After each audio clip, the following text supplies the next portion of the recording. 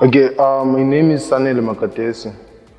I was born in Cape Town, but my parents are originally from here.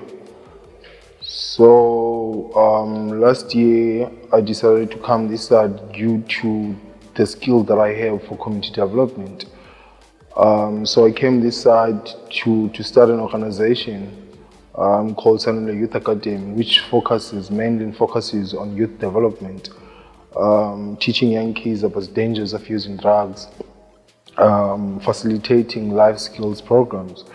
So basically, in the past few months, I was going around local school, around Lower Valley, meaning to Peterson, Valencia, teaching young kids those type of skills, meaning leadership skills, teenage pregnancy prevention, those type of things. Yeah. Okay, so how did you see the situation in the valley in the past, before December 2018? From my understanding, there was a bit of conflict between the drawers or between the business people and the local people because of lack of communication or lack of relationship between the two. So currently, because the agency that we're trying to build tries by all means to involve both teams, if I can say, meaning the drawers and the community. So we're trying to build a strong base relationship between the people who are owning business around the valley and the community at large. Because when there is strike around the valley, the people who suffer most are the people who are working, not the people who are owning businesses. Because in this place, meaning in this valley, people survive due to working in farms or due to working in pack houses. So when they don't have a strong relationship with those places, meaning a large number of people are suffering. And most of the people who live here I would say that they are uneducated. They don't have like proper education, like higher education, meaning going to varsity or college. So a majority of them, they only are high school dropouts. So the only skills that they have is only working in farms.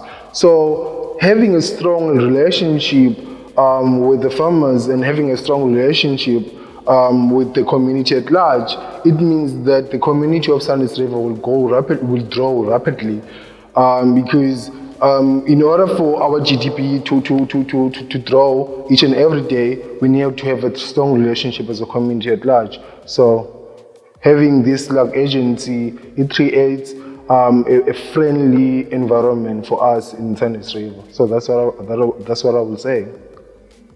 Okay, and does the development approach presented by Professor Pistorius make sense to you, and would you say that it's the way forward for the valley? It makes sense a lot, 110%. It makes sense a lot because we learn about leadership skills, communication skills.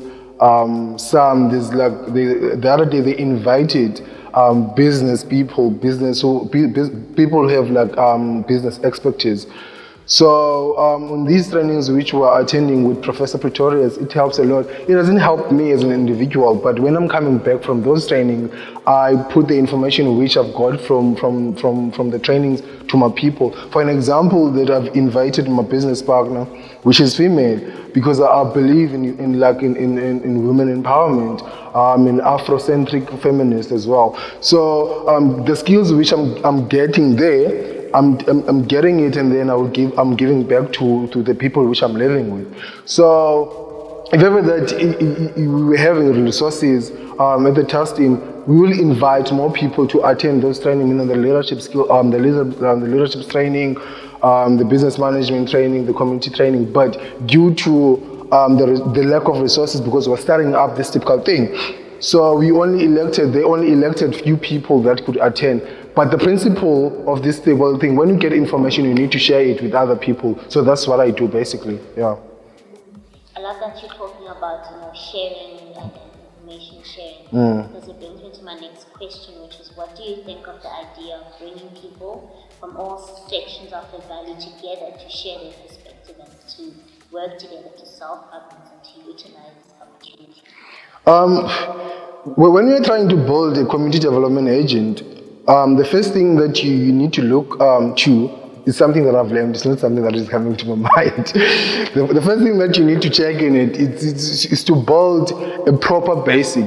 How do you build that proper basic? Meaning you will call people together and strategize the way forward. So the agency, what they did, they called different people from different stakeholders. Like some are involved in politics, some are involved in business, some are involved in youth development.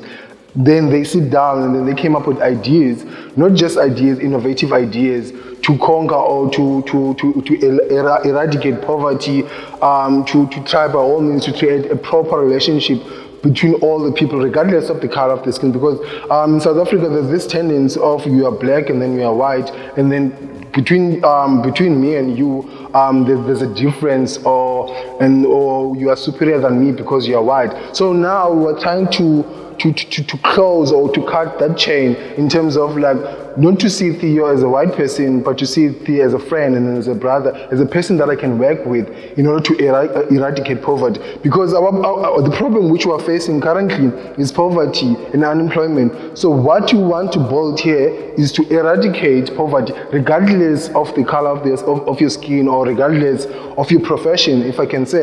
So we came to one position, then coming up with innovative ideas to eradicate these problems which I've just stipulated earlier. So that's the thing. And how would you say your view of how to solve problems in the valley has changed over the past 5 months? It changed a lot. We had an incident in Peterson, I think it was last month if I'm not mistaken. And then there's a company there, but I won't mention the name due to certain reasons. And then they expelled, I think, 47 workers. We've consulted Theo and other people which we're working with. This problem in Peterson, can you assist us in terms of transport? Can you assist us in terms of advice in order to handle the problem which the workers are facing there? Theo and others gave us advice, they gave us transport to attend the typical meeting in Peterson.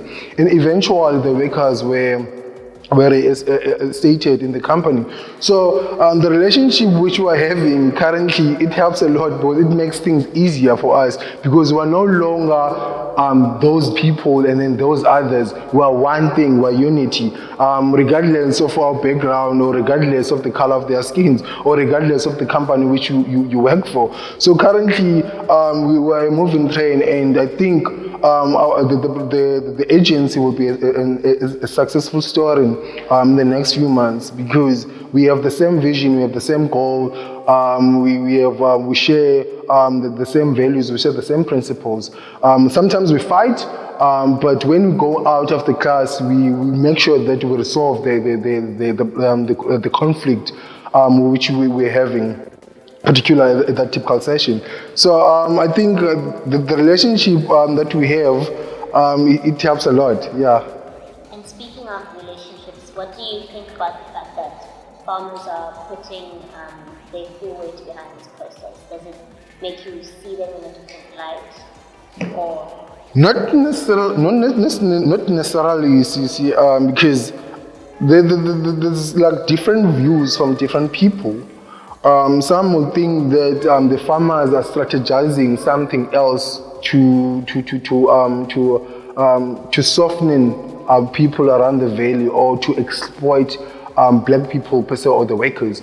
But from what I've seen and from what I've experienced, those are people who want change in this valley. And to me, I don't see any problem for them championing this typical thing which we're trying to build in the agency. And I don't know what to say, but to me, I don't see any problem for them championing the program. Yeah. Do you think that there's a better future for all in the valley if we follow this approach that's adopted by the task team? Yeah, there will be a lot of change, and I think our plan is to start this agent here in Sunny's River, and then when it's well established, and then we can move to other places. Because if ever that we can check with our strategies that we have put in this in this task team or in this project, you will see that in the next few years or in the next few months there will be like a huge change in different departments around Sunrise River, because there's different people who have different expertise within us. So we are fusing ideas in order to help people, and I think this agency it won't only happen here in Sandwich River. Probably in the next 2 years or in the next 3 years, we'll establish another agency, maybe in Bloemfontein or maybe in Limpopo, because this thing, I know it will help, and I have a belief, I have strong belief that it will help. It will help a lot of people due to the work ethic and and how the people in the task team are passionate about this typical thing. And as I've said to you at the beginning, that sometimes we fight, but we know what we want. The reason that you are there is not, we are not there because of individuals, who are there because we want to help our community. So this thing, it will help, and then it will help thousands and thousands of people around the valley. And eventually, in the next few years, it will help millions around South Africa, because our main focus, we don't want to wait for the government to help us. We want us as people of the valley to do things on our own, because we have resources, we have brains, we have skills that we can use in order for us to empower ourselves. So there's this typical mentality where people will wait for the government to get resources, or to wait for the government to get employment. So we're trying to break that typical mentality to our people, saying to them that, look, you can start up a business, you can come up with innovative ideas and live what you own, or empower yourself, because we don't want people to wait for aids, like waiting for people to assist them. You understand? So this agent will help a lot of people, and we have like a huge support to around the people of the valley as well. We have huge support in businesses as well, businesses such as Extra CC. We have huge support in drawers as well. So we are in a right path, if I can say. We're in a right path, yeah. Great. Yeah. Well, thank you so much. Thanks a lot to you for the opportunity. That's it for me, for my questions. Right. Do you have anything you want to add, Lena? Spice me. No, I'm okay. Well, thank you. Cheers. Your turn, guys. I would just, we can edit it later if need be, but Sanele, I would like to, because I see you as one of the guys representing the next generation of leadership, Yes. and you're already fulfilling that role in my. And therefore, my question: do you see, or is there not individual people per se, but are there any role players that we are not including in this model, in this agency, in this collaborative that we're talking about? Yes, as I was saying, as I said earlier, that I'm a feminist. I love, or I believe in empowering women. As I've said to you, that I think that there's a large number of males in the agency. I think there's 3 females who attend. So I think if ever that you can involve more women to be part of the agency, I think it will be effective, and it will like, be helpful and beneficial as well. Because you can't understand women's problem while they're in pain. So you need to involve more women so that you can understand more of the things which they are facing. We don't face the same problems in the workplace. Women sometimes they face different problems in the workplace, so as men. So we need to involve more women in this difficult thing in order for us to understand more of their problems. Because this agent is not for us, it's for the community. So by going to the community, or by involving the community in this difficult thing, it will help us to understand more of the problems which we can help. Understand? So we can't just say, okay, I think violation is a problem of substance abuse, but we do consult the people of violation. We need to involve women and involve the people. That's what I was saying. So all in all, we need to involve more women in the relations. Thank you. Thank you, Sanele. Okay.